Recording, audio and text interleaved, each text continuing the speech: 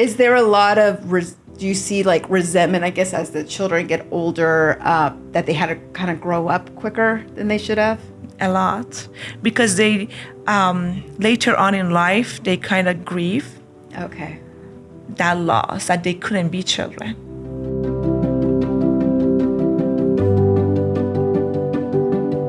Welcome to So, Where Are You From? I'm your host, Nooshin Bagheri, a first-generation Iranian-American by identity and an immigration attorney by profession. I am joined here today with a special guest, Ms. Azar Memarzadeh NCC, who is a psychotherapist located here in Atlanta, Georgia, with her practice called Compassion Cove Counseling. Welcome. Thank you for coming.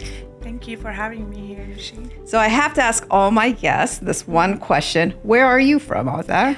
Originally, Iran. Mm-hmm. I moved out of Iran when I was 15, then moved to Canada when I was 18, then moved here maybe 13 years ago. Wow, so you've had a lot of different transitions and different, Yes. very different geographic Areas, locations, and cultures. And cultures, yeah. So you're a counselor. So what type of counseling do you provide, and what is your typical type of clientele that you assist? Okay. My clientele consists of children, teenagers, adults, couples, and family. Okay. Is there a certain area of topics that you specialize in your counseling? Well, I work with a lot of first-generation immigrants, parents and children that are trying to adjust to this new culture. Okay. Yeah. Yeah, I definitely could relate to that. Just previously, in my previous episode, I was talking about how I was born here in the U.S., but I had the traditional Middle Eastern parents. And I remember, especially in the teenage years, there was a clash, especially between me and my dad, because he wanted to instill that Iranian tradition. And here I am like, but we're in America. Yes. Like I couldn't date. I couldn't get my driver's license. I couldn't go hang out with the friends like everyone else would do. And so there was a constant kind of clash. And it was hard because I felt like I had to be one identity within the four walls of my home in the community, and then another one when I was at school.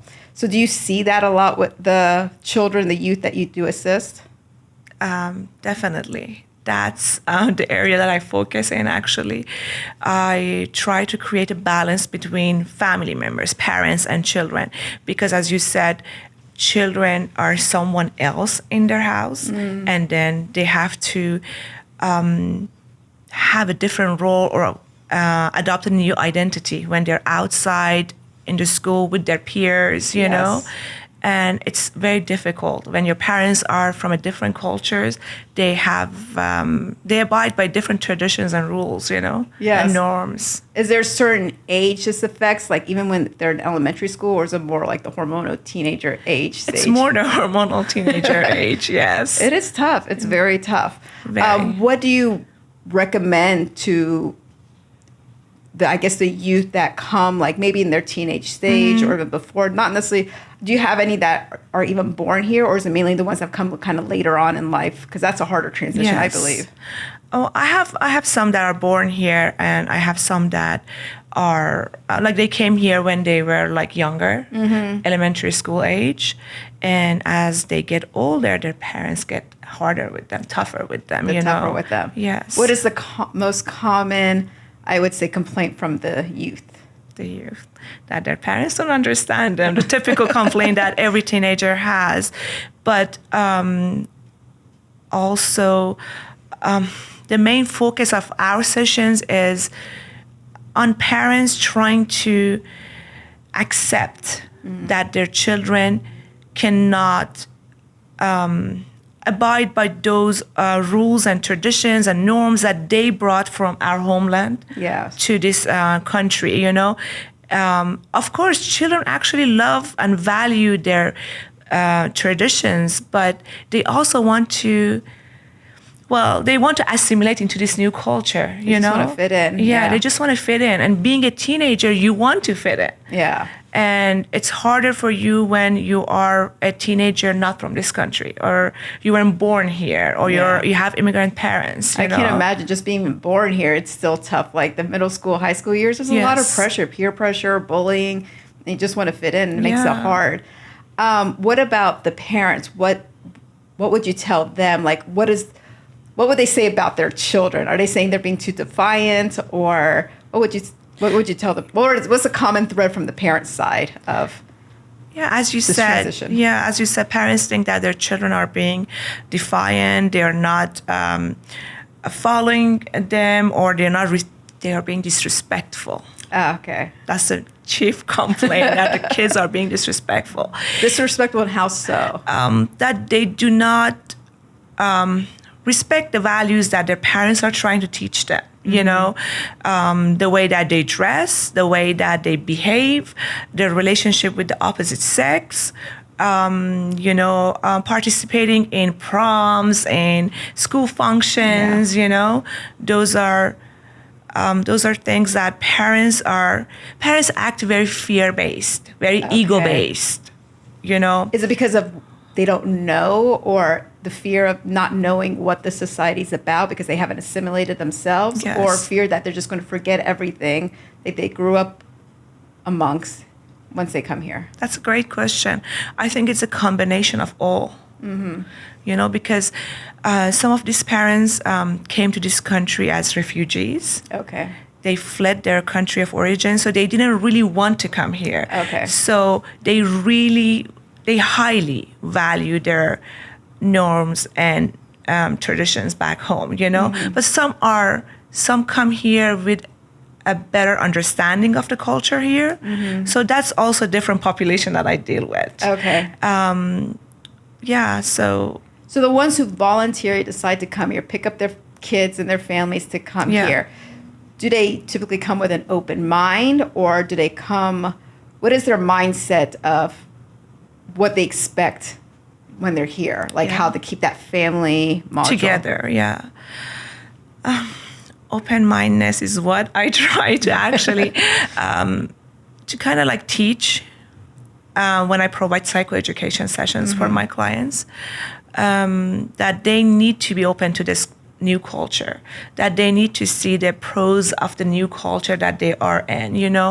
I think they kind of have been brainwashed back home about the culture that they are entering or they're about to face. And so I can see that how hard it can be for a parent that is facing language barriers, cultural difference, fear of losing your child, your children not becoming who you want them to become, because these parents kind of see their children as an extension to them. To their dreams that they were not able to achieve, to who they were not able to become. So they feel like they have another chance at life. And when a lot of pressure on the children. Yeah, a lot of pressure. These children struggle with a lot of burden of their parents that those burdens become the children's burdens, the children's struggles, the high expectations that they place on children. It's really draining. Exhausting, Yeah. And these children are already very high achieving children. Yes. And sometimes I see a lot of perfectionism coming out of parents, and that's also another issue. Yeah. So there's a lot of this topic that we could talk about. Yes, a lot. But I do recall, in the teenage years, you just want to fit in, and they're trying to instill what they grew up in. They don't, and you have to kind of see in the parents' point of view, they don't know any better. This is what they know. This is what they grew up with. So you have to give that kind of compassion, empathy to understand their shoes. But I guess but the parents as well have to understand that if you're going to decide to come here, make that, especially the voluntary one, you make here, then you have to kind of make it easy on the children. You can't define, you're Iranian, you're not American, just because we are. But exactly, I would tell my dad's like, okay, if you were Iranian, then just take us back over there and raise us there. It will be much more easier. Exactly. So forth. But and as a parent myself, I want to. I think it's more watered down onto the next generation for me, for my kids. Like, I do want that tradition. I do want to maintain what my parents taught me, and I appreciate it now in an older sense. But yet, I let my child kind of, because I knew how it was growing up here, how tough it was, I want to ease that part a little bit more. But it is still, I still go through that fine line of, I still feel like I have like my parents' voice in my head when I'm parenting my own child, but I have to kind of learn to let go and let him assimilate in his own ways, because I can't raise him completely Iranian style, because we're not there. He doesn't know any better. He was raised here. And so I can just provide the little guidelines that I've learned, maybe just the ethics, the morals, the values, and kind of let him hopefully instill it in him, and he uses that to make his decisions in life. Yeah. I think, role modeling a behavior, modeling for our children how we celebrate our occasions, our traditions, will definitely instill that in them. They will later on value their heritage, But to want our children to hold on to that, it's just not possible. People that come here with an open mind, they need to understand that the children are going to change. They are going to go through the process of change, and adopt values that are actually positive and great. Take the positive from this culture and this society, what there is to offer. You brought these children here for a better future. So if you brought them here, that's what I always tell my parents, especially those who have daughters, girls. They're tougher on their girls. Really tough. Oh, yes. Very tough. More strict on the girls. Yes. So I always tell them, why did you bring her here? Yeah. And they tell me, well, of course, for a better future. I'm like, but you are creating a present for her here. You are putting a lot of restrictions and limitations on her. She's not able to have any friends. She's not able to interact with the opposite sex. And that's something that you ran away from, in our culture, in our country where we lived. We had those limitations. So you're here because you want your daughter to learn how to be comfortable in her own skin, how to be confident, how to know better and choose a better life partner in the future. So when you limit her, you restrict her, what kind of better future are you trying to guarantee her, It sounds like they mainly just see the education value of it, professional value of it, and the rest of the aspects. I wonder if they take that into consideration. Yeah. They, as you said, that's a really good question. That's a very good comment. They see the value in education. A lot of the parents tell me that, well, she needs to, or he needs to just focus on becoming a doctor. And how do you think we did it? He needs to he needs to focus on becoming a doctor, and later on she can find a life partner, but right now the only focus she has to be, like you said, education. That extension. They want to make that huge move that they made themselves, which I do give compassion, because it is daring. They're leaving their comfort zone, their families, for their kids for a better chance. But it is still a lot of pressure. So they do have to. Do children get involved in this conversation? The option of moving to some parents that some parents do that. They actually even let's say in Iran, some parents actually go to counseling. Counseling before immigrating, so they prepare themselves. That's innovative. Very innovative, very. And I really admire that the whole family unit goes to therapy. They talk about how their lives are going to change. That's really, really, that's a great idea. I promote that. Before immigrating to a new country, go to a therapy session, sort out your conflicts, then prepare yourself for a new environment, new challenges, new obstacles, and how to settle in a new country, So the ones who've done the counseling before coming, and they're on this end now. Did that help? Do they implement what they learned, or no? They kind of turn it up here. They have. They're much. I can say they have a much easier transition. Okay. Yeah. Do you have an idea of what they kind of talk about? They talk about, from what I've heard from them, they talk about, that their family dynamic is going to change. The mother has to go out and work, so she's not going to be home to take care of them and look after them like she did, back home, know? So that's definitely a great change for the children, so they don't have the support is going to change. Not that they don't have their mother's support, but the division of labor in the house, mother assuming more responsibility, working outside the house. Unfortunately, these parents are highly educated, so coming here and assuming lower positions. Yes.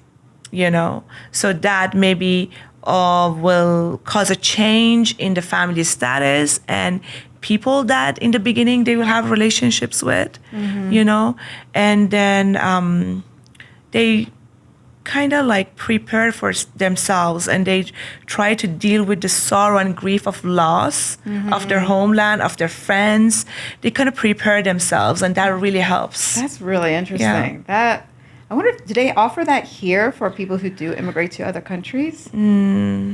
That's a really innovative concept. Yeah, very, very innovative. Counseling and therapy in Iran is very advanced. It's very advanced. That's amazing. And people it's accepted because it's very that's accepted. Another topic we'll discuss another time about viewpoints of therapy and counseling.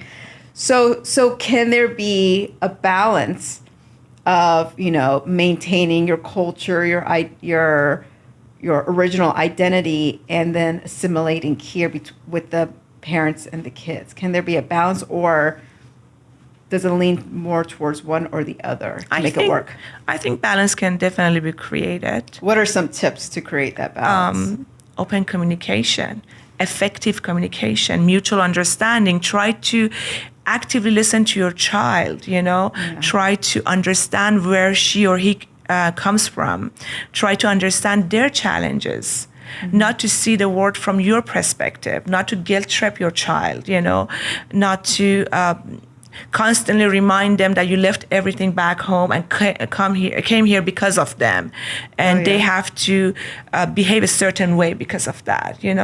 They gave up everything for you. They constantly remind their children that I gave up everything, and I understand that. I have a lot of compassion for parents that get up and move to a new country and try to adjust to a new country. And when I talk to children, I try to also help them understand their parents and understand that their parents are coming from a place of love. They're being protective, maybe extra protective. Yeah. Because they don't know. Fear-based. It could be that fear-based. What you don't know. Yeah. And then I try to teach the parents that, this fear that you have actually comes from love. Yeah. So first we go your behavior is caused by fear, but that fear is caused by the underlying issue of fear is love. So let's eliminate fear and just go to the root, which is love, and change the way that we converse with our children. Can parents at a later age really change? Yes, I have seen parents change. I have seen very strict Iranian, Arab, Indian parents, fathers change. Wow. Very very proud of them. Hard That's work. Amazing. Because you get a lot of that old mentality. Well, this is who I am. This is how I was raised. This is all I know kind of mentality. Yes. And what are the kids' responses when they see their parents change? Yes, does it bring them closer together because of this journey? Because they're kind of on survival mode together. Yes. Does it bring them closer together? Yes. Or do you see more pushing them apart? When they are in the journey of healing and therapy, of coming to another country, and it's just them, that unit. It does bring them closer. It's a very complex situation because it does bring the parent and the child closer, but at the same time, it does push them apart because the child assumes responsibility of an adult and becomes an adult, becomes a parent. And then later on, when she or he wants to make other decisions, the parents are like, you're only a child. Yes. So he or she is handling all the documents, translating everything for the parents, doing all the, dealing with banks, dealing with other entities, and then helping parents make decisions, and then the parents are like, "You're a child. Here, you don't know what you're doing."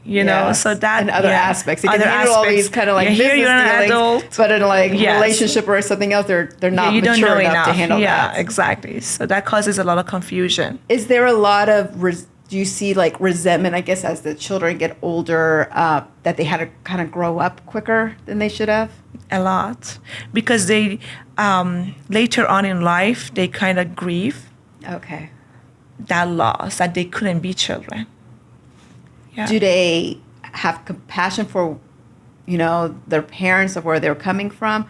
Or does it have does a lingering resentment towards the parents? I think it's lingering resentment. Okay. But later on in life, especially like if they read a lot of self-help books or they come to therapy, they learn to have compassion for their parents, They learn to understand, like some of these fathers, they have had a lot of PTSDs, traumas. Yeah. They have gone through a lot. So they a lot of weight on their shoulders that we don't realize. A lot of weight on their shoulders. Yeah. I try to make children understand that. Like there are things that you don't know about your parents. Yeah. You don't know what took them to come here. So you need to learn to respect your parents, have compassion for your parents, and understand them. Yeah. It's difficult. Like I have my own teenagers, and every decision I'm like, how's this going to affect the future for them? They don't realize how many things I'm thinking of and having to think, project ahead of time. For their well-being, for the family, and you're just hoping to make the right decision. Because one mistake, they'll hold you against this. Exactly. Kids will hold it against you. Oh, yes. And you're human, Yeah. I would tell my firstborns, like, listen, we're growing up together. This is the first time I'm being a parent, trying the best I can. Yeah. But what I've learned, I guess, is also I apologize when I know what I don't know, and kind of let them know that I am human too. And Exactly. I think maybe if these kids see their parents as human too, Yes. or parents even kind of let go and show their vulnerable side and tell, show the Yes. truth that, hey, I'm scared. We moved here. I'm scared. We're figuring this out. Yes. I feel like that communication will help a lot of the whole, like you say, there's different versions of showing love, and it's through that fear and Yes. anger and discipline. Yes. But if the men and the moms, the dads and the moms can communicate, I think the kids that would understand more, better understand Definitely. that, and have more compassion about it. Yes, I've definitely seen that. So do you have any final recommendations you would give to the youth and to the parents during this transition of being in another culture, trying to assimilate but maintain, their identity? For children, teenager or children, I should say that they need to be more compassionate and understanding of their parents' past and the obstacles and challenges that they have here. For parents, I can say that they need to understand that they brought their children here. They uprooted the entire family. They came here in the hopes of creating a better future, safer future for their children. So let's start doing that by avoiding guilt tripping them, reminding them constantly of why, like, they left their country and they're here and they need to do A, B, and C to be to make it worth it. Yes, made it worth exactly. To be successful, exactly. So I think that just learning how to communicate effectively, being open, being respectful towards each other will really help create a balance. And then they learn they can talk about the new culture that they are in and what values they can adopt and what values does not sit well with them or their family structures, Do kids have that kind of, what I, for myself, call it a dual identity tug of war? I'm not fully American. I'm not fully Iranian. I have bits and pieces. Like when I'm here in the U.S., people think I'm Iranian just because of looks and, I could speak the language. But when I'm in Iran, everyone's like, you're American because your mannerism is very different. My mentality is different. Your clientele, especially the teenagers and youth, how do they identify themselves, do you think? Well, children, they want to say they're American because they want to fit in. Teenagers, definitely, they see themselves as American Persian or American Iranian. Yeah. Yeah. Okay. Yeah, I think that they do. And just back to a point that you made, children see their parents as superpowers. Yeah. That's why they think that parents have control and power and they make no mistakes, shouldn't make any mistakes. They kind of don't see that human part of their parents. And that's what we need to also talk about in therapy, that your parents are human, they make mistakes, Yeah. So, yeah. That's so good to know. Thank you so much for coming. Thank you for having me. I wish I had someone like you when I was growing up. Avoided some clashes, but you know, in hindsight, you appreciate it. Like, you know, now I love the tradition. I love having that something to connect with. You know, having that culture, that tradition, having a community sense of community. Yeah. I appreciate it now. It's always just that temporary moment. I think everyone goes through kind of. Like I would tell my kids, like in that teenage stage, you're just trying to figure out who you are. And then especially when you do a move during that time, it's it's double the amount of pressure. Exactly. Yeah. Yes, definitely. Thank you so much for coming. I really appreciate it and hope to see you again here soon. Hopefully. Thank you so much for having me here. Anytime. Thank you. I appreciate that. Thank you.